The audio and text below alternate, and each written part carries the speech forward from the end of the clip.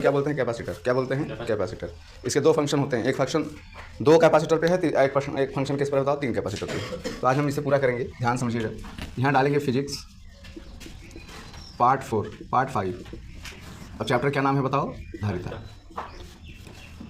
तो मेरे प्यारे भाई, मैंने कहा कि एक तो जो फंक्शन है इसका, एक तो 2 पर है और एक जो फंक्शन है वो किस पर है बताओ?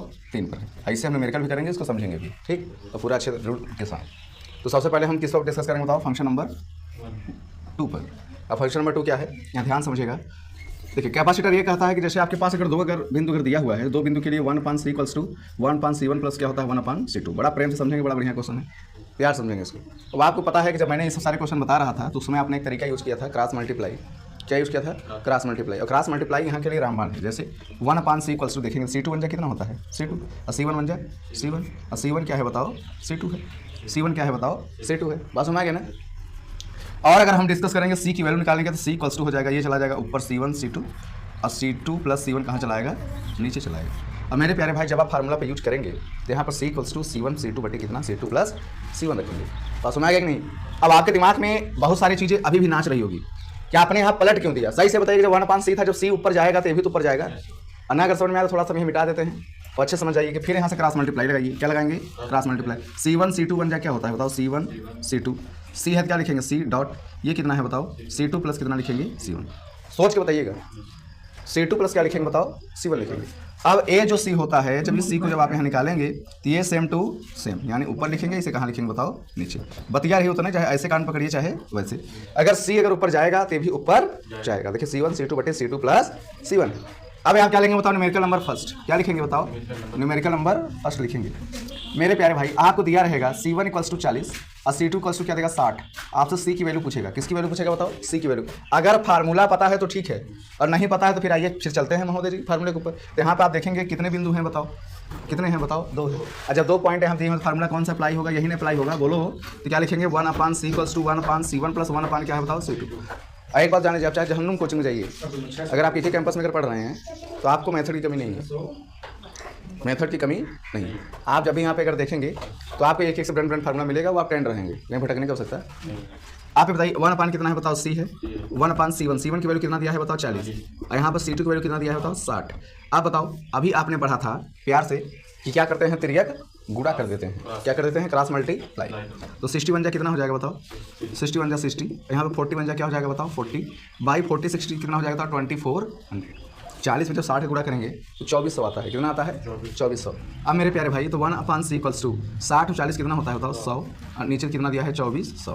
तो 2 0 2 0 कट गया। जब c निकालोगे तो उलट जाएगा, 24 ऊपर जाएगा, 1 नीचे। अब मेरे प्यारे भाई, कितना हो गया बताओ? 24। कितना हो गया बताओ? 24। यही आपका क्या हो जाएगा? आप पहले नोट करिए, तो कागज 4 न्यूमेरिकल और बताएं, प्यारा प्यारा, ठीक?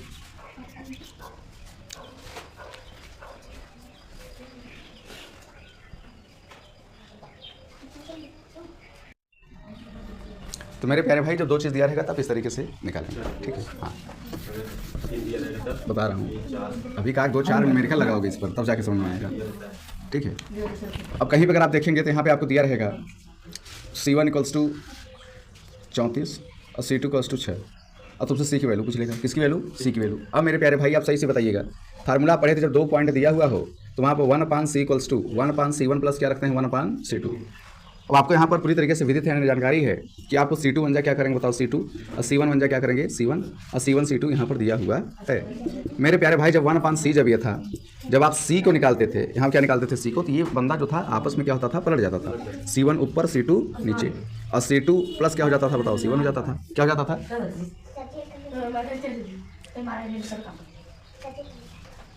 मुगल खान, आराम से, ठीक? अब बताओ, c1 c2 अगर है तो c1 की वैल्यू रखो। c1 की वैल्यू कितना दिया था? 34। बहुत ईजी हो जाएगा ना। c2 की वैल्यू कितना दिया था? 6। और c2 कितना दिया है? 6। और c1 कितना दिया है? 34। कितना दिया है? 34। तो मेरे प्यारे भाई, ये ईजी हो जाता है ना। अब आप बताइए, 34 छक्का कितना? 6 24 और 6 18 2 कितना हो गया? 20। और 34 से कितना हो जाता? 40। कितना हो गया? 40। यही क्या हो जाएगा? आंसर। नोट कर लो फटाफट, ठीक? नोट कर दो, ट्रिपल शॉट बताता हूँ।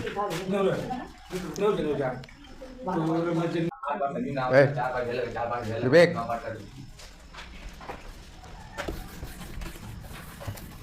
अब इसके बाद कितना देगा बता? 3। कितना देगा?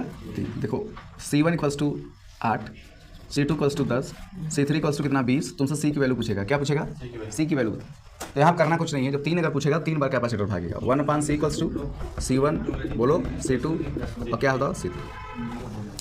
यहाँ पे इसके बड़ा अजीबोगरीब सोल्यूशन बनता है जो रोटी सब्जी का खेल नहीं है। यहाँ पर देखो, पहले वाले को ढकोगे क्या क्या दिखा, C2 C3, दूसरे वाले को ढकोगे क्या क्या दिखा, C1 C3, तीसरे वाले को ढकोगे क्या दिखा, C1 C2 भाई। अब बताओ C1 C2 C3, C1 C2 क्या है C3, 1/, कितना है C। जब C अगर निकालोगे तो ये चला जाएगा ऊपर, C1 C2 C3, C2 C3, C1 C3, ये कितना C1 और क्या होता है C2। कोई दिक्कत। अब मेरे प्यारे भाई आप इतना मुझे ये जरूर बताइएगा, अगर आप थोड़ा सा भी अगर माइंडेड हैं यहाँ पर, तो C1 की वैल्यू कितना दिया है 8, C2 की वैल्यू कितना दिया है 10 बोलो, और C3 की वैल्यू कितना दिया है होता 20, C2 की वैल्यू कितना दिया होता 10, और C3 कितना दिया होता 20, C1 कितना दिया था 8, C3 कितना दिया है 20, C1 की वैल्यू कितना दिया है 8, C2 की वैल्यू कितना दिया है 10।